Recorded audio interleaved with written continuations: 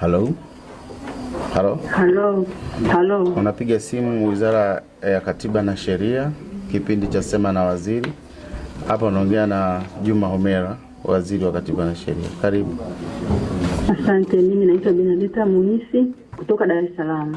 Wizara inaendelea kutekeleza dhamira ya serikali ya kusikiliza na kushughulikia changamoto za wananchi kupitia programu ya Sema na Waziri iliyozinduliwa tarehe 17 Machi 2026. Programu hii inalenga kuimarisha mawasiliano ya moja kwa moja kati ya wananchi na Wizara ya Katiba na Sheria. Yaani kifupi, tumeipeleka Wizara ya Katiba na Sheria kwa wananchi pamoja na kuongeza uwazi na uwajibikaji katika utoaji wa huduma nchini.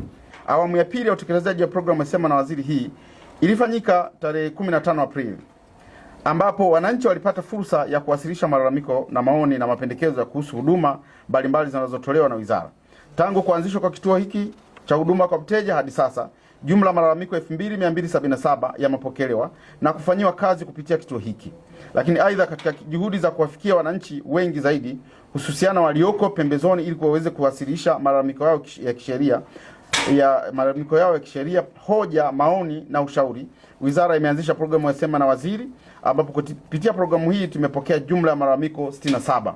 Asilimia 31.3 ni migogoro ya ardhi, asilimia 19.4 ni migogoro ya kazi na ajira, asilimia 13.4 migogoro ya madai, asilimia 7.4 maombi ya msaada wa kisheria, asilimia 7.4 ni masuala ya mirathi, na asilimia 21.1 ni masuala mengineyo yakiwemo jinai, utatuzi wa migogoro kwa njia ya mbadala, maombi ya nyongeza ya muda na ukatili wa kijinsia. Kati ya malalamiko hayo, malalamiko 38 sawa na asilimia 56.7 yamekwisha patiwa ufumbuzi, na huku malalamiko 29 sawa na asilimia 43.3 yanaendelea kufanywa kazi. Wizara imejipanga kikamilifu kushughulikia malalamiko yote yaliyowasilishwa na yanaendelea kuwasilishwa kupitia programu hii kwa weledi mkubwa. Wizara ina wataalamu wa kutosha wenye weledi na wenye ari ya kufanya kazi na kushughulikia malalamiko ya Watanzania popote walipo nchini.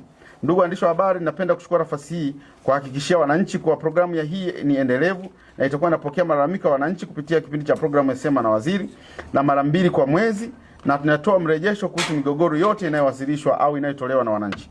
Lakini pia nichukue fursa hii nimshukuru sana Mheshimiwa Rais kwa kuendelea kutupa nguvu na ari ya kufanya kazi, hasa kwenye wizara hii ya Katiba na Sheria.